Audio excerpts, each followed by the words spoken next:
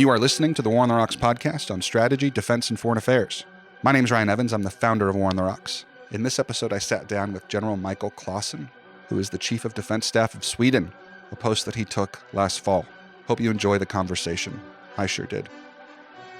What made you join the military? It's a long story. It started with my own interest for history. I started to read books on history at a very early age, 8, 9 years old. And history coincides a lot with the military business, so that sort of sparked off the interest. And we have in Sweden also a kind of a voluntary youth organization for military activities, live firing with rifles and so on and so forth. So that got me also to increase and expand my interest for a military career. Did you have any heroes or role models maybe in your family that had a military background? No, they were all civilians. But as soon as I entered into those organizations and got to meet officers, career officers working with us, youngsters, of course, I got a few role models emerging from that. What did your family think? How did they react when you first told them that you were joining? I would say generally positive, not very knowledgeable. Of course, my dad has done his mandatory military service, but other than that, no one had really a clue about what it means to become a career officer. Before you became a general officer, what was your favorite job in uniform? I have to say that the deployment to Afghanistan, the environment was very nice in that regard. But in terms of being committed to a unit, being with the unit, the pre-deployment training, the interaction with the men and women in my organization, it was a battalion-sized battle group in northern Afghanistan. So I would say that was my absolutely favorite job. And, you write for public consumption, which is not, I would say, typical among most senior military officers, especially in Europe. What got you into writing for broader audiences as an officer? My younger co-writer, Sabelon Kalander. Yes, we'll blame him. No, but that was really good because I was contributing to one of the books that he edited. It was an anthology about Swedish defense in general, Swedish defense from all angles. And I wrote a chapter on the Swedish Armed Forces. And then he approached me later and said, well, how about writing a book together? And that got me into writing. And I like to write. I just needed someone to push me the last couple of meters to actually make it come into a book. We all do. So Sweden's been in NATO for about a year now. Before that, though, Sweden was already very closely aligned with NATO, practically speaking. So how much, especially for those listening who might not be that closely familiar with European military affairs, how much did that actually change for Sweden joining NATO? Most Swedes would probably say and state not much, but I still claim that, yes, it changed a lot because it really forces you to zoom out and understand what collective defense means. And not only being a member of an alliance, but to come in with the right focus, both in terms of what kind of capabilities you need, but also the mindset to defend the country or to defend the alliance from different parts of the alliance's territory. And of course, we had a lot of experience from international crisis management and peacekeeping and stuff like that, but really to build warfighting capability and deploy it to other countries. And within a year, we have contributed mechanized units to Latvia. We have air policing units in Poland, and we are contributing with the mine-clearing vessels to the standing naval forces of NATO. So I think we have really shown that we are capable of being a security provider. And it has been an objective in itself for me to make sure that we have all 3 regular services committed to NATO missions within a year. But still, I think it's a way to go to understand the complexity of all other allies' security concerns. Before joining NATO, Sweden and Finland obviously had a very special security relationship as 2 non-NATO countries that were nevertheless Western aligned increasingly as the post-Cold War era became much more tense. Is that still a very close and special relationship just now inside of NATO, or have there been any changes? No, that's the core part. We are where we are geographically. So all the, let's say, regional cooperation activities, they still create a kind of a fundament for operational planning. And now with the kind of a NATO umbrella instead of only the bilateral or trilateral types of cooperation. But it fits well into the NATO planning. So there's no conflict in that. They are complementing each other, so to speak. Sweden's made some big changes, not just in the lead up to joining NATO, but also since joining NATO, and especially in the last few months announcing, I believe you're going to get up to 3.5% GDP by 2030. Is that right? Correct. Obviously, that's one metric.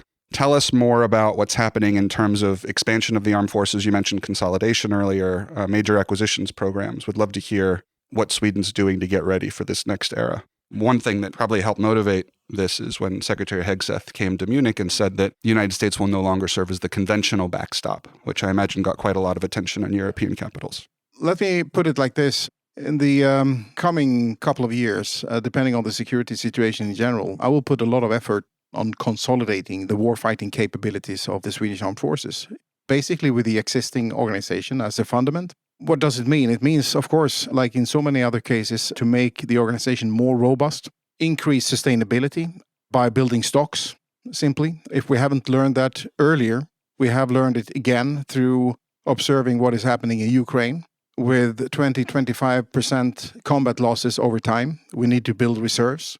Looking at the attrition rate in terms of material and equipment, this is something that has to be consolidated. So this is a kind of a preparatory phase with the focus on consolidating. The next phase would be to expand the organization, not massively, but in some cases, changing some of the perspectives and some of the missions for some of the units to encompass supply enablement in a NATO context by making sure that we have facilitating forces, both territorial forces and also logistics, beefing up logistics in many ways. We are re-establishing the divisional level, which is a continuous issue for us to work on all the capabilities needed to replicate a NATO standard mechanized division. We have all the commitments to, as I mentioned previously, different NATO missions in the context of deterrence activities, so-called vigilance activities, so on and so forth. It's built on the existing force.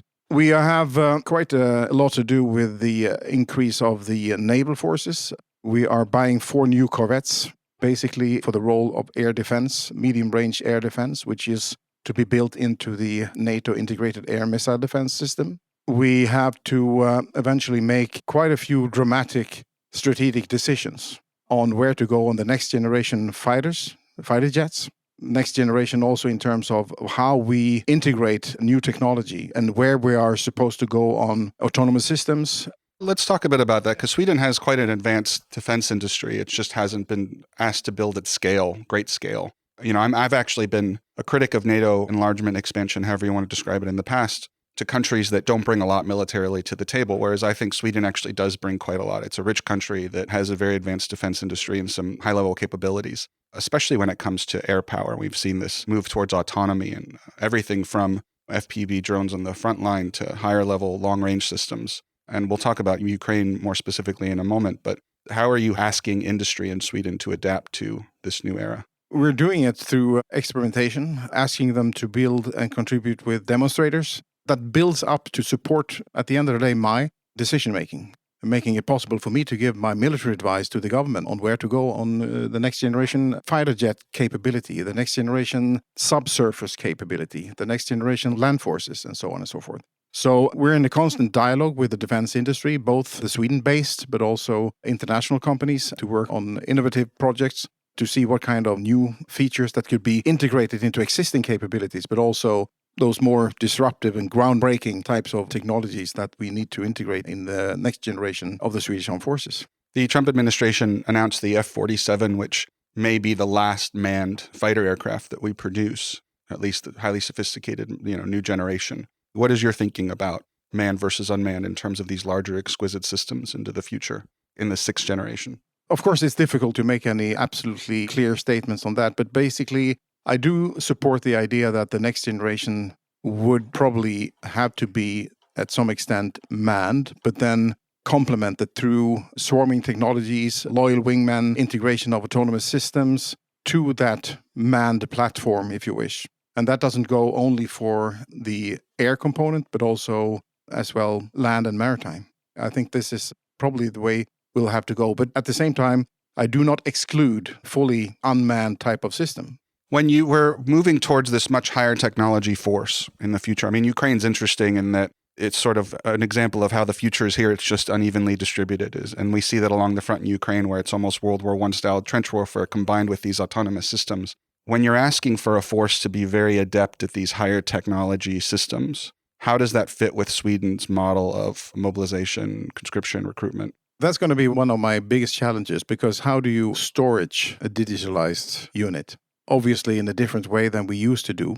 I think we will have to work very profoundly on finding new methods and new ways to deal with how to keep a new technology updated, basically. And we can't just put it away in a storage and wait to the mobilization order to come.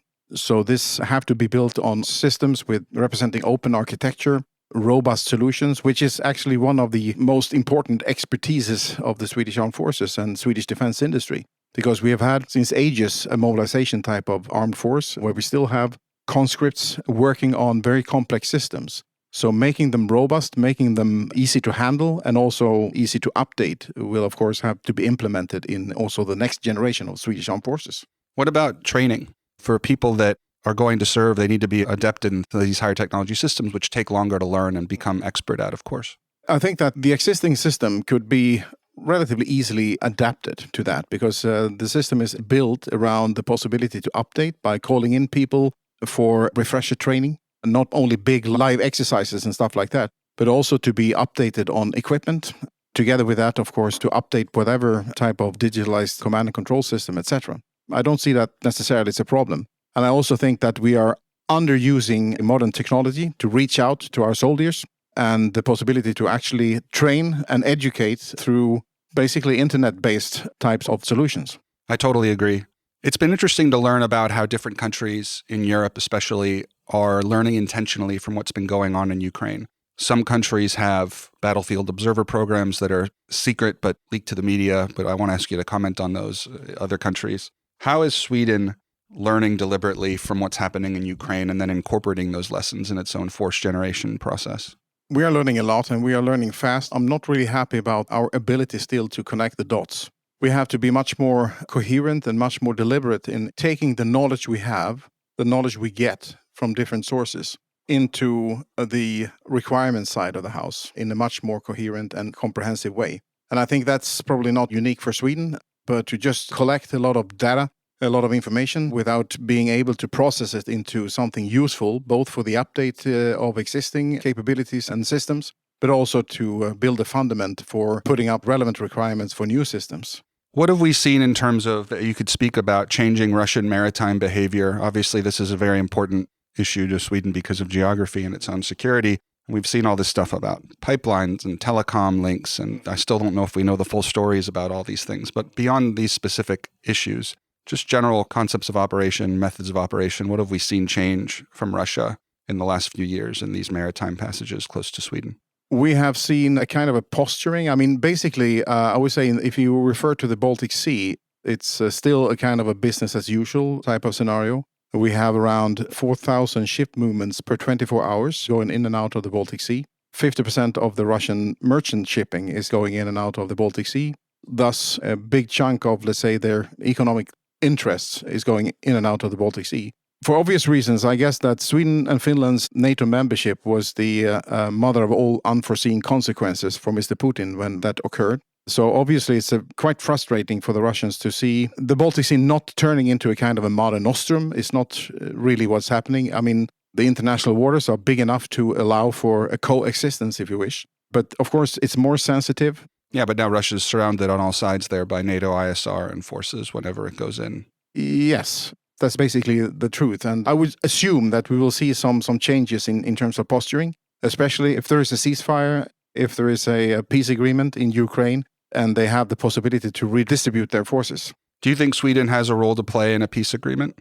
I know this is more for the political level, but I'm sure you've been privy to some discussions about this. I would say yes, would probably like to have a role in one way or another. Obviously, all the discussions ongoing are quite hypothetical until we have a real agreement in place. But without speaking for my government, I think that we do have military capabilities that would and could play a role in such a scenario. What have you learned from, obviously, you've gotten the opportunity to see Swedish military equipment perform in high-level combat now. What has been some of the learning from that? What we see is that the equipment that was developed basically in the 80s and the 90s to counter then Soviet attack or Soviet conflict involving the Soviet Union, that equipment is working very well, generally speaking. Of course, there are some aspects that you already alluded to in terms of FPVs, well, basically drones in general terms, as a relatively new feature on the battlefield, at least when it comes to mass and density that we see in Ukraine. But other than that, I would say that Swedish military equipment is performing well. These are, of course, my comments are made based on information that we get in direct dialogue with our Ukrainian friends. I'm a big supporter of supporting Ukraine in its defensive war against Russia. However, I am concerned the extent to which provisions for Ukraine, particularly certain munitions, have drawn down magazine depth in this country. Is Sweden dealing with similar problems in terms of it's obviously supported Ukraine and in doing so, it treated its major potential adversary? Yes, of course. I mean, it's a balance all the time. And I'm in full support of the government's decision to support Ukraine. However, I've also been very clear that there are, of course, a kind of a balancing act, trying to build the force, consolidate and expand the force, and simultaneously support Ukraine to the extent necessary. So what we have concluded together with the government is that we are trying to make a shift from donation to production, meaning that as we build the Swedish Armed Forces, we are trying to extend the orders to defense industry from which we can obtain equipment that we then donate directly to Ukraine. And also to increase a so-called Danish model, to increase our own investments in Ukrainian defense industry, to make it possible and sustainable for them to produce whatever they need themselves. What's a book that had a big impact on you at some point in your career, either early on or more recently, that you'd recommend to some of our listeners? Going back to the Swedish-Finnish relationship, there is one absolutely classic book called Unknown Soldier by a Finnish author called Väinö Linna, and it's about the Second World War. And what it is really about, and what really put its hook into me, was how it expands on leadership, tactical leadership, and the role of leaders and commanders at the tactical level. You've been a leader at every level, obviously. One thing I've noticed in getting to know different general and flag officers in our own system is watching how some are more successful and some are not. Even though they may have been excellent at tactical and operational leadership, some struggle at the more strategic level. And it's hard to select for these senior leaders based on how well they do earlier in their career sometime, because it becomes such a different job as you yourself are living. How do you think about these issues? Because one part of your role is, of course, to select the next generation of the most senior leaders in your military. Diversity, education, and career management in the positive way. There's always a negative tone to career management. What I mean is that you really have to make sure that individuals who will or might be eligible for selection for higher posts need to follow a certain program, making sure that they have the bandwidth at the end. And what often lacks in our system is military officers without experience from working at, let's say, the government level, and being sort of knowledgeable, not experts, but knowledgeable about how policy and politics are being made. Because it's like mission-oriented leadership, Auftragstaktik. You have to know to a relevant extent, 2 levels up and 2 levels down, to put yourself into context and make the best out of the position you're in, understanding your role. So that's probably my advice. And how much longer do you have in this role? My mandate, if you wish, ends by the 30th of September 2030. All right, so you got quite a while to go. We're looking forward to having you on the show again, maybe sometime in Sweden. Thank you so much. Thank you for listening to this episode of the War on the Rocks podcast. Please don't forget to check out our membership program at warontherocks.com/membership.